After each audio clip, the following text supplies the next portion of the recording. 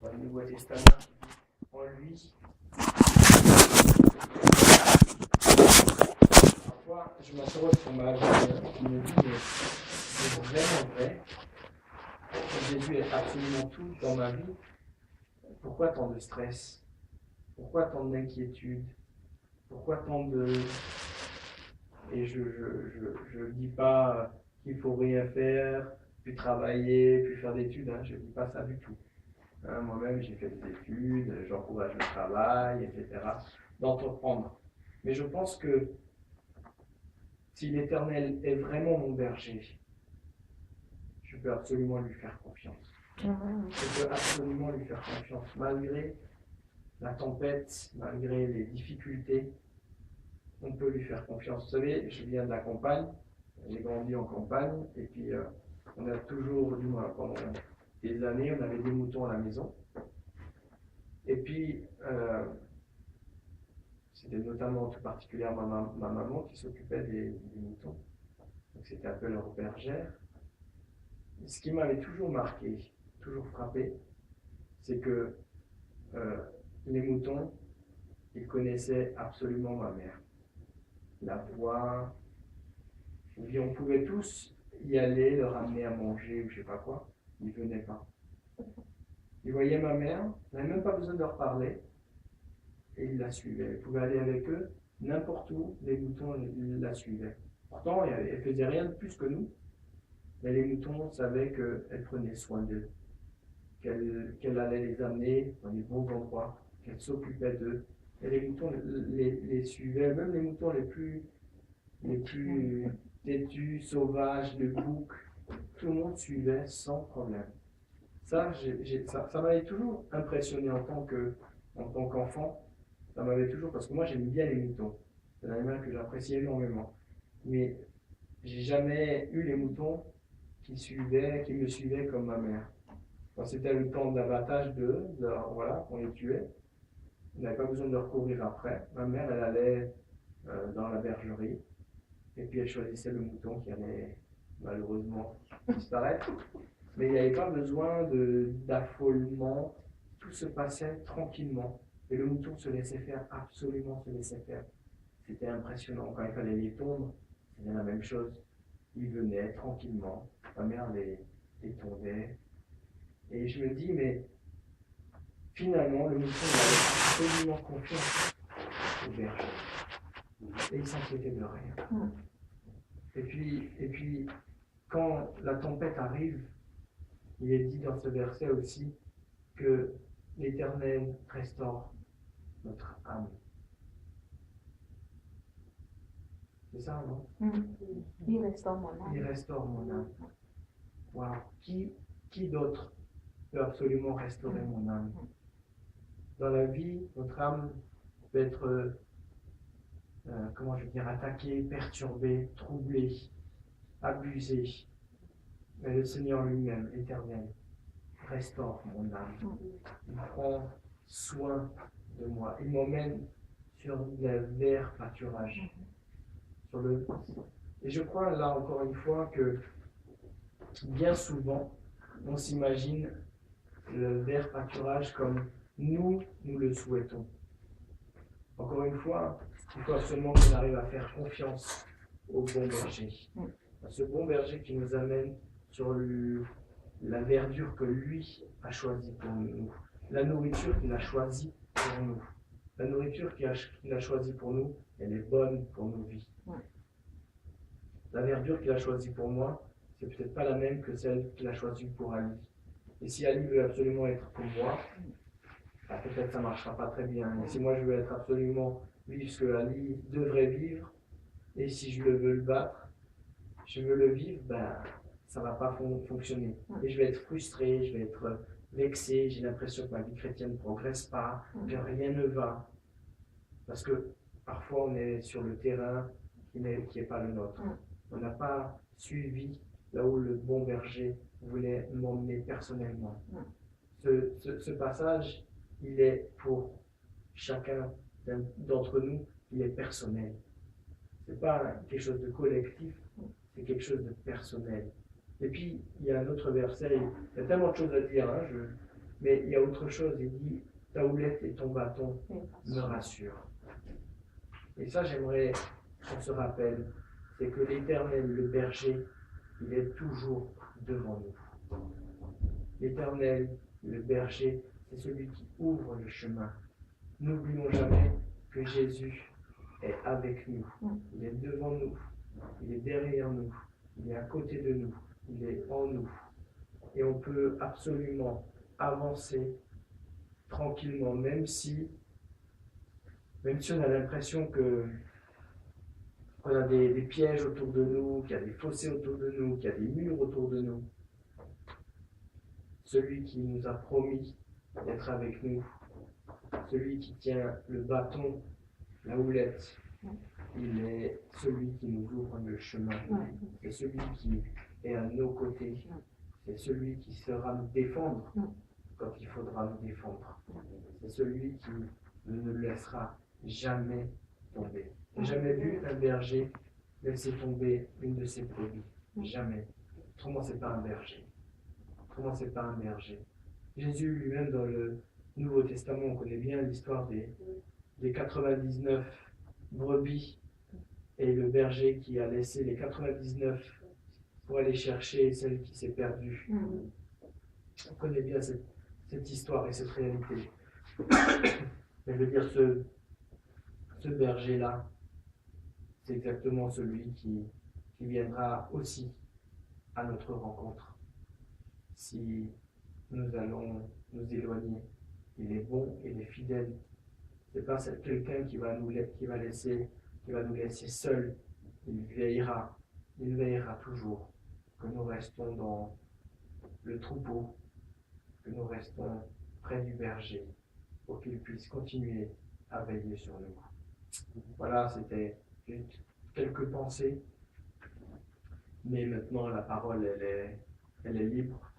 Si les uns, les autres veulent ajouter autre chose, ce que eux ils ont compris, ce que vous avez vécu, vous n'avez pas compris, sachant que je n'ai pas la réponse à tout.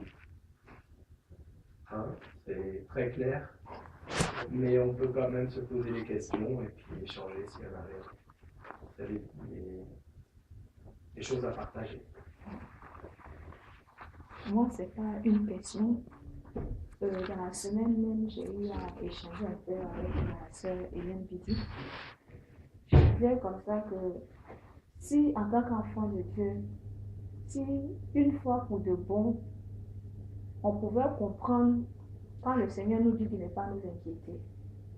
Si on a compris ça une fois pour de bon et qu'on applique ça à notre vie de chaque jour, en tout cas, on sera des chrétiens très, très, très forts et rien ne pourra nous ébranler, rien ne peut nous arrêter vraiment. C'est vraiment ce que le Seigneur a dit là, de ne pas s'inquiéter. Parce que si nous, Dieu, il nous dit de ne pas nous inquiéter et qu'on ne s'inquiète pas, quelle que soit la situation, on se souvient de cette parole où le Seigneur nous a dit de ne pas nous inquiéter. Quel que soit le problème, quelle que soit la situation, si lui il a dit de ne pas nous inquiéter, et il sait que cette situation-là, si tu appliques cette parole-là, parce que c'est le fait d'appliquer, ce n'est pas le fait d'entendre qui va faire que le Seigneur va agir, c'est le fait de confesser. Vous dites, puisque mon Dieu m'a dit de ne pas m'inquiéter, moi je ne m'inquiète pas. C'est la seule chose qui va amener Dieu à agir aussi. Et si toutes les fois, en tant qu'enfant de Dieu, nous agissons comme ça, dans notre vie chrétienne, on ne pourra pas être ébranlé. Mais pourquoi c'est difficile d'appliquer cette parole-là? Le Seigneur nous dit de ne pas nous inquiéter. Mais pourquoi souvent c'est difficile? Parce que ce que nous dit, c'est simple. Ne vous inquiétez pas. Mais pourquoi on n'arrive pas à appliquer cette parole? Une fois pour de bon. Plus de 30 ans, on a entendu ça, mais jusqu'aujourd'hui, on continue de s'inquiéter. Pourquoi? Pourtant, c'est ça la réponse quand même à tous nos problèmes. Ne pas s'inquiéter. Pourquoi on s'inquiète? Tout simplement parce que c'est le côté charnel qui prend le dessus. Alors que ça, c'est spirituel. Donc, quand le spirituel est dominé par le moi charnel, on réfléchit en tant qu'homme, on réfléchit plus spirituellement. Parce que si on réfléchit spirituellement, On est d'accord, Dieu nous a dit, il est le roc. Si tu construis ta maison sur le roc, même si le vent passe, la maison résiste. C'est-à-dire que ne vous inquiétez pas du lendemain. Voilà, je suis là. Mais si on pense en tant qu'homme charnel, c'est normal qu'on est plus réaliste. On est plus réaliste et donc on veut les réponses tout de suite. Et si on n'a pas la réponse tout de suite, voilà, la foi n'y est plus. Alors que là, c'est accepté par la foi. C'est-à-dire que Jésus a dit telle chose, moi je le confesse. C'est là justement le rôle de la foi. Quand on croit en quelque chose, ça veut dire que c'est la foi. Donc tu crois parce que pourtant tu n'as encore rien reçu, mais tu crois. Donc c'est la foi. Donc je pense que c'est parce que c'est le côté charnel qui prend le dessus à un moment donné. Non, c'est pourquoi je suis en train de dire, pourquoi, c'est ce que j'ai dit depuis 30 ans. Ou d'autres. Pourquoi 30 ans? 30 ans parce que... parlé que depuis 30 ans. Non, je veux dire, il y en a depuis 30 ans qui ont entendu cette parole. Il y en a, c'est 2 ans. Il y en a, c'est 1 mois. Il y en a même, c'est 50 ans. Ils ont déjà entendu cette parole-là. Mais pourquoi c'est difficile? Pourtant, c'est Dieu qui l'a dit. C'est ce que je suis en train de dire là. C'est vrai qu'il y a la chair. Je sais que la chair. Moi, je pense que c'est parce qu'ils ne mettent pas en pratique le deuxième partie du verset qui dit mais faites connaître vos besoins à Dieu. Exactement, c'est le tout. Vous vous inquiétez, mais faites connaître vos besoins à Dieu. C'est ça. Mais c'est... Il vous donne la solution. Non, mais c'est avant de lui faire connaître le besoin, il faut croire. L'inquiétude, c'est un besoin. C'est un besoin bientôt. C'est charnel C'est un besoin qui va se créer en nous. Donc pour que ce besoin soit réalisé, il faut le faire connaître à Dieu. Voilà. Mais il faut d'abord ne pas s'inquiéter. Voilà. Tu te dis que Dieu est capable de régler ce problème. Donc je lui fais connaître. Mais c'est le fait. Tu crois que toi, excuse-moi, tu n'as jamais été inquiet? C'est le côté, Non, c'est normal, c'est naturel. Non, mais mais c'est ne ce vous inquiétez pas, elle a dit ne vous inquiétez de de rien. rien. Voilà. Tu as vu? Donc, Donc c'est ce que je suis en train de dire. Que en tant qu'enfant de Dieu, moi, mon père, qu'est-ce que lui, il vient de dire? Il a parlé de sa maman à qui les brebis, que les brebis suivaient. Il avait reconnu tout simplement parce qu'elle s'occupait d'elle, de ses brebis. Pourquoi les brebis, simplement, elles avaient confiance, elles ne cherchaient pas à calculer. Elles ont calculé, elles suivaient simplement. Pourquoi nous? Nous, on est des chrétiens, on n'est plus des charnels. Même s'il arrive des moments où on peut avoir peut-être des moments de petite, je ne sais pas. Voilà, c'est ce moment-là, justement. Non, mais c'est ce que je suis en train de dire. Attends, je ne sais pas. C'est pas que je ne crois pas, c'est ce que je suis en train de dire. Je sais que c'est la foi qui fait. Mais je suis en train d'énoncer quelque chose. Il faut que nous, en tant que chrétiens, il arrive un moment, quand la parole de Dieu, comme il a dit. C'est une mise en garde. Non, ce n'est pas une mise en garde. Je ne comprends pas. Non. Je sais que ce que je suis en train de dire, c'est par rapport à l'exemple même qui m'a donné. Et je dis que même ma soeur et moi, dans la semaine, on a eu à parler de ça. Il faut que nous, en tant qu'enfants de Dieu, on arrive à un moment donné. Quand la parole de Dieu nous dit ça, il faut qu'on le fasse. Parce qu'il faut le faire. Est-ce que j'ai Oui, c'est un débat. Je pense que c'est juste ce que vous dites, les uns et les autres. Simplement, mon avis et mon sentiment, mon expérience, ma petite expérience, c'est que, excusez-moi, je vais être assez direct. C'est bien. C'est qu'on ne connaît pas suffisamment notre Seigneur. C'est tout. Voilà. C'est pas une question charnelle. Le problème, il est là. Et si on voulait être très honnête, si je faisais un tour là entre nous, je ne vais pas le faire, ne vous inquiétez pas, et je ne veux même pas de réponse. Mais qu'est-ce qu'aujourd'hui, pas hier, aujourd'hui, jeudi, on est combien? Jeudi 14. 14 août. Qu'est-ce que tu as vécu? Pas de la théorie, pas de la théorie. Qu'est-ce que tu as vécu concrètement, pratiquement, que Jésus a fait pour toi je n'ai pas envie de dire miraculeux, mais qu'est-ce que Jésus, pas de la théorie, pas le Seigneur m'a dit dans un verset biblique, c'est très bien, je crois en tout ça, mais concrètement dans ta vie aujourd'hui, dans ta vie concrète, dans ton travail, dans tes finances, dans qu'est-ce que tu sais que Jésus a fait concrètement pour toi. Je ne veux pas de réponse de personne, mais honnêtement, parmi nous, pas ici, dans l'église avec un grand E de Jésus-Christ, on est beaucoup dans la théorie. Il y a tellement de gens qui viennent ici à l'église, partout, ou parce qu'ils sont bien, parce que on chante bien, la louange elle est belle, on a un bon, le prédicateur nous raconte de belles choses, il a tout compris de l'évangile, tout ça, ok. Mais ça va, le jour où il y a la tempête, tu vas tomber comme tout le reste. Ce qui importe, moi, c'est ce que moi, honnêtement, c'est vraiment mon sujet de prière, et je prie vraiment ça. C'est que chacun d'entre nous ayons des vraies relations, des vraies interventions de Dieu, des choses concrètes.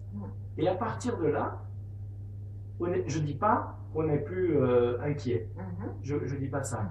Mais plus on connaît notre Seigneur, plus on sait qu'est-ce qu'il a fait. Pas pour les autres, parce que les autres, ça reste théorique. Mais pour soi, qu'est-ce que Jésus a fait pour moi? Plus il agit dans ma vie, plus je suis proche de lui, plus je le connais, plus c'est naturel qu'on lui fait confiance. Mais restons humbles, restons vrais devant Dieu. Parce que je connais aussi le langage chrétien, j'ai grandi là-dedans, je suis né dans une Bible, comme on dit, entre deux pages. J'ai entendu beaucoup de choses, j'ai vu beaucoup de choses, vous aussi sans doute. Apprenons à être vrais. Clairement, on a besoin de savoir qu'est-ce que pas Jésus a fait pour les autres. Pas qu'est-ce que Jésus a fait pour mon frère Franco. C'est bien de le savoir, ça encourage ma foi, c'est très important. Mais la vie et ce que Franco a vécu, ça va lui donner la force à lui pour le moment où la tempête vient. Ce que moi j'ai vécu, ça me donne la force à moi dans les moments de tempête. Mais ce que moi j'ai vécu, ça va aider. Peut-être, un moment de tempête, ça va vous rappeler que le frère Pascal a vécu, je sais pas quoi. Ok, mais ça va pas être la solution. Par contre, si tu sais, toi-même, tu as fait une expérience avec le Seigneur. Le frère Franco, il était combien? 62 ans musulman, 67 ans 67 ans musulman. Voilà, aujourd'hui, il appartient à Jésus. Et s'il appartient à Jésus, c'est qu'il a fait une rencontre personnelle avec Jésus. Mais cette rencontre-là, il ne va plus jamais l'oublier. Il aurait pu rencontrer Jésus parce que c'était bien, pas les musulmans. Les musulmans, quand ils se convertissent, ils ont vraiment fait une rencontre avec Jésus. Mais entre nous, dans la vie de culture chrétienne, j'ai envie de dire, il y a des gens qui ont été cathos, ou protestants, ou même évangéliques. Mais on est bien, parce que papa a été, et puis parce qu'on a des bons amis, parce que je ne sais pas quoi. On peut trouver des raisons, mais il y en a qui sont là et qui n'ont jamais fait d'expérience avec Jésus. Mais il y en a plein. Et puis ça, malheureusement, excusez-moi, on est entre nous, on peut parler tranquillement, mais malheureusement, ils sont parfois de très mauvais témoignages. Parce que ça reste très théorique, et le jour où il y a un pépin, on ne les voit plus. C'est des gens qui ont complètement oublié l'évangile. L'évangile, il faut le vivre. Moi, dimanche dernier, je donnais l'exemple d'une sœur qui s'est convertie, elle était athée. Elle ne voulait rien savoir de l'évangile. Une athée, mais plutôt intellectuelle. C'est quelqu'un qui a réfléchi sur le côté de la foi, etc. Donc, tout était bien rodé. Et discuter avec elle, je peux vous dire, en tant que chrétien, il fallait se réveiller parce qu'elle avait des arguments. Et puis voilà, mais elle a été touchée par l'évangile, par Jésus lui-même. Aujourd'hui, elle va discuter avec les athées, mais elle ne va pas pour faire des discours, pas pour les persuader. Elle leur parle juste de ce qu'elle a vécu. Et ça va nous aider à faire confiance à Dieu. Mais, encore une fois, ma sœur, je ne pense pas que c'est une garantie. C'est quelque chose qui doit être renouvelé tous les jours. Élie, on a parlé d'Élie tout à l'heure, en tout cas dans la prière. Élie était un homme plutôt exemplaire. Mais est-ce qu'on se souvient quand il a tué les dieux de Baal et tout ça? Il est parti parce qu'une femme, Il a elle entendu lui a dit, seulement. voilà, si je te chope, je vais te tuer. En gros, elle a dit, je vais te tuer. Il a pas Qu'est-ce mis- qu'il a, il a eu peur. Mhm. Pourtant, il a vécu des choses extrêmes. Personne d'entre nous a vécu un truc comme ça. En tout cas, je ne crois pas. Et cet homme-là, il était en dépression. Il attendait que Dieu, il voulait que Dieu il voulait la mort. Alors qu'il venait de vivre une intervention extrêmement forte de Dieu. Donc, j'ai envie de dire, c'est pas une garantie. C'est un renouvellement de tous les jours. C'est pour ça que c'est important qu'on ait une vraie relation personnelle avec le Seigneur. Pas une relation du dimanche ou du jeudi, ou une relation personnelle et à chaque instant. Et ça, par contre, ça c'est un vrai effort. Ça c'est un vrai effort. Parce que c'est pas toujours évident de rester en contact. On est tellement, en tout cas je parle pour moi, je suis comme quelqu'un qui réagit vite. Et parfois, ouais, je réagis vite. Et j'oublie que j'aurais peut-être besoin de prendre du temps pour attendre et discuter avec mon ami. Avoir cette relation forte. Cette relation forte nous permet, je crois vraiment, de plus notre relation est grande avec le Seigneur, plus on arrive à lui faire confiance. Mais ça paraît évident de dire on ne fait pas confiance à quelqu'un qu'on ne connaît pas. Plus on connaît quelqu'un, plus on lui fait confiance. Et avec le Seigneur, c'est exactement la même chose. C'est pour ça que je dis, là où il faut qu'on fasse attention, tous, moi aussi, moi y compris, le premier, c'est de ne pas connaître Dieu par l'intellect, par ce qu'on a entendu dire, même par ce qu'on a lu dans la Bible. Comprenez-moi ce que je veux dire. C'est pas parce qu'on a lu des choses qu'on les a admises. Il faut qu'on les vive.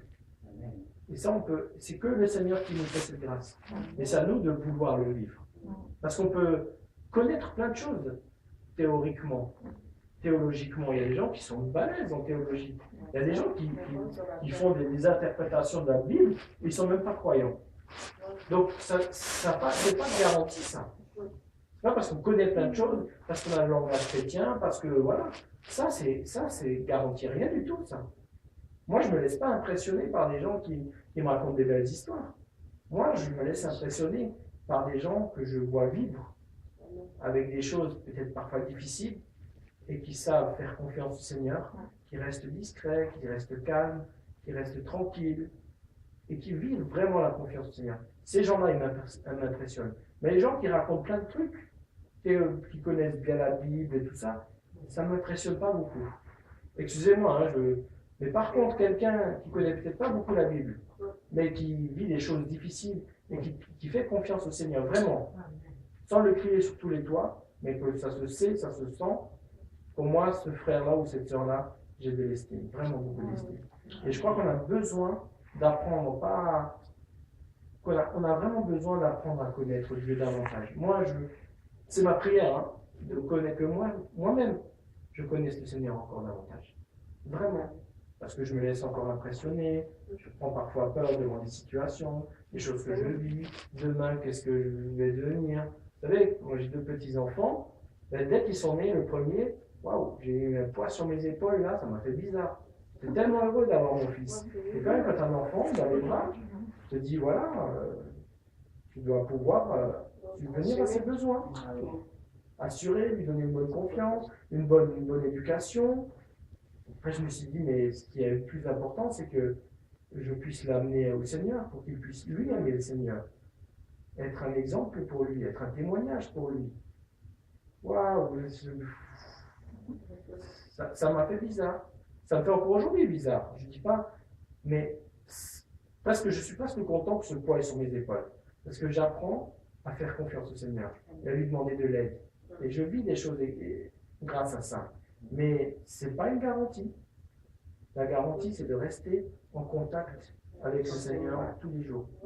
Tous les jours. Ce n'est pas parce que j'ai vécu quelque chose de grand il y a 5 ans, il y a 10 ans, que je pourrais tout le temps vivre avec ça. Ce n'est pas vrai. Le Seigneur veut nous faire avancer. Il veut nous faire vivre, par son esprit, nous faire rencontrer Jésus davantage. Parce qu'on connaît des facettes de lui.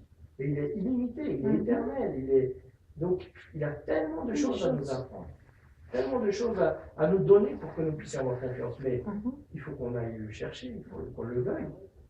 Donc, apprenons en tout cas, c'est pour moi, apprenons à lui faire confiance. C'est aussi apprenons à le connaître davantage, à laisser vivre son esprit en nous.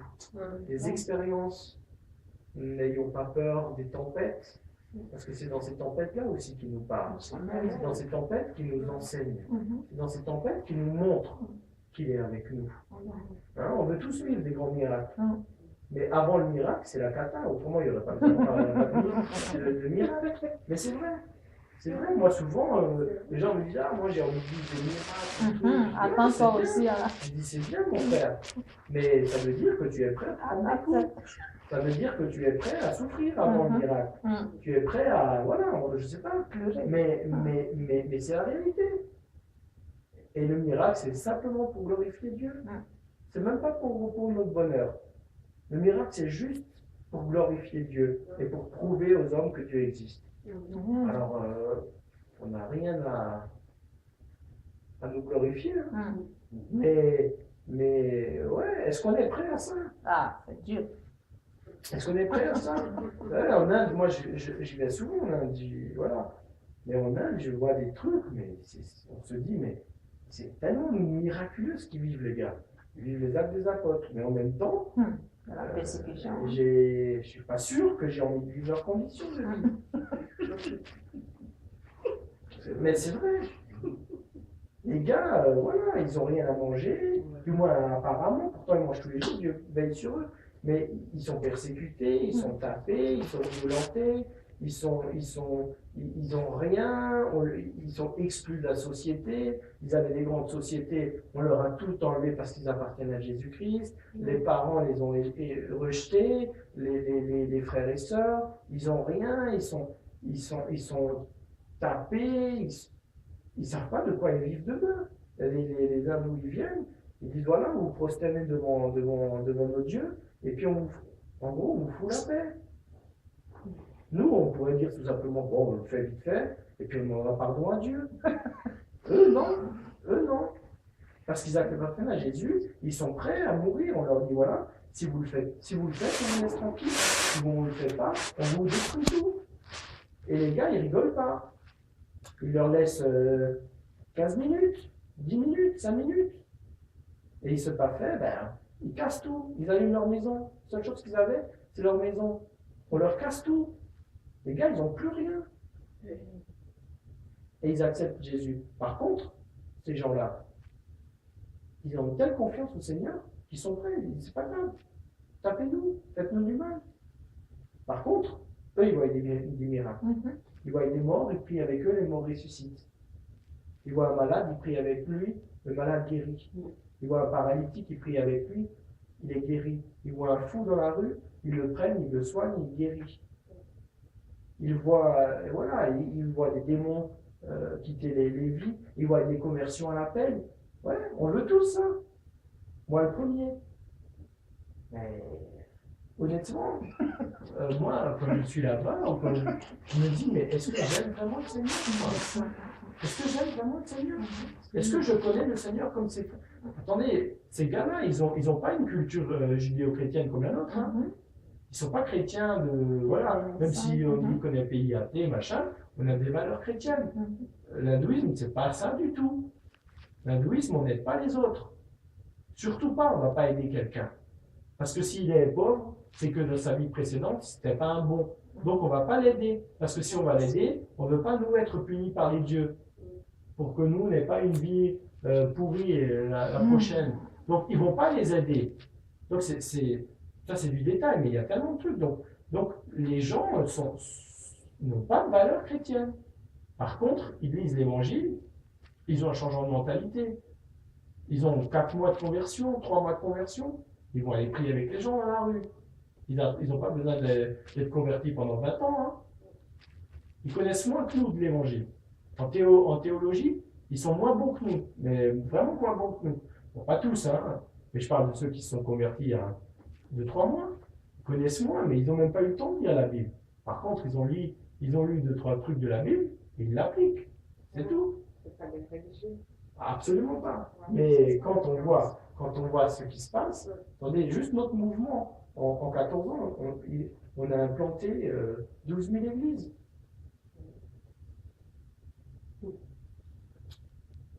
Mais pas les Européens, les Indiens eux-mêmes. Les jeunes à 15-16 ans, ils se sont convertis. Ils lâchent tout, ils vont aller dans un centre de formation pour se faire former pendant 1 an, pour aller implanter une église dans leur village, où il y a des hindous. Ils savent qu'ils vont, peut-être, il y en a quelques-uns, ils savent qu'ils vont se faire tuer. Mais les gars, ils y vont.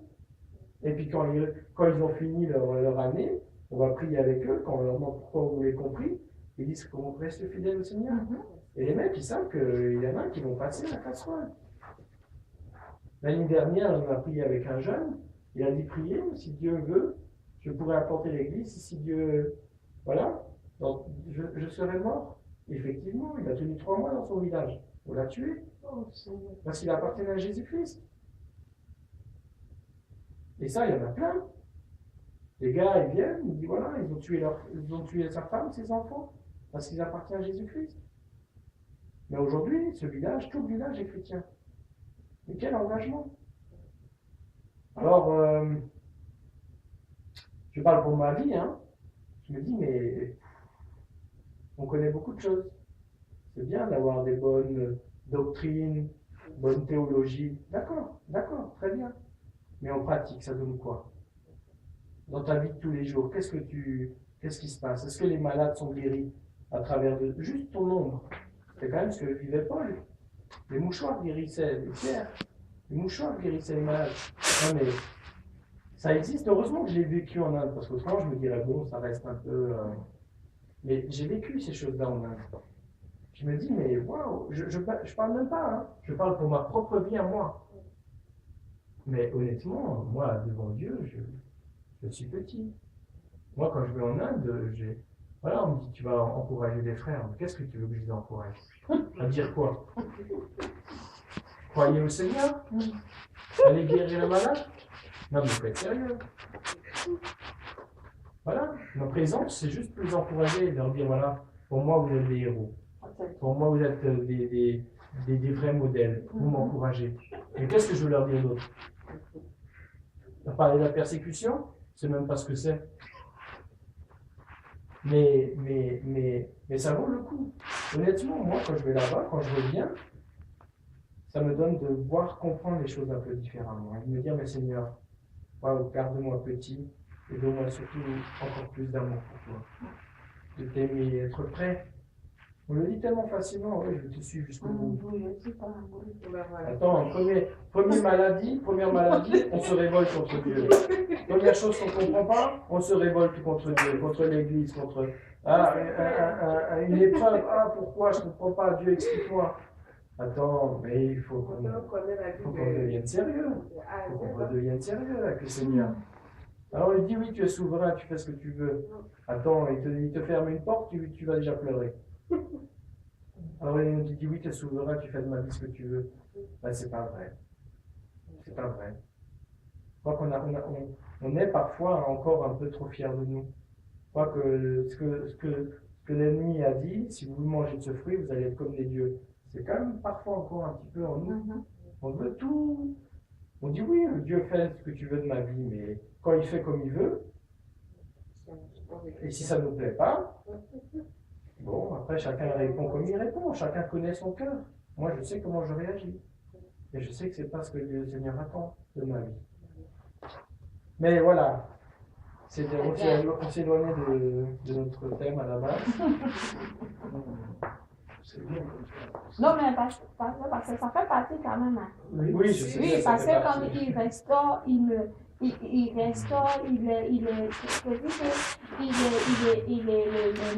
veux dire qu'on ne s'est pas trop éloigné parce que ça fait partie. Parce que si on sait que Dieu peut faire tout ça pour nous, on doit lui faire confiance.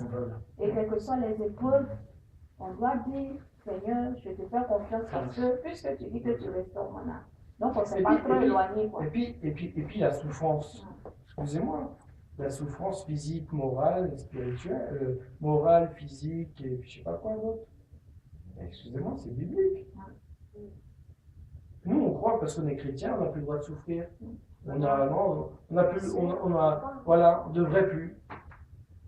Bah, démontrez-moi ça bibliquement. Jésus lui-même, à la croix, il a souffert. Moralement, physiquement. Et lui-même disait, ce qu'on a fait à moi, on vous le fera à vous. Parce qu'il y en a qui vont me dire, oui, mais à la croix, Jésus l'a porté une fois pour toutes. Oui, c'est vrai. Mais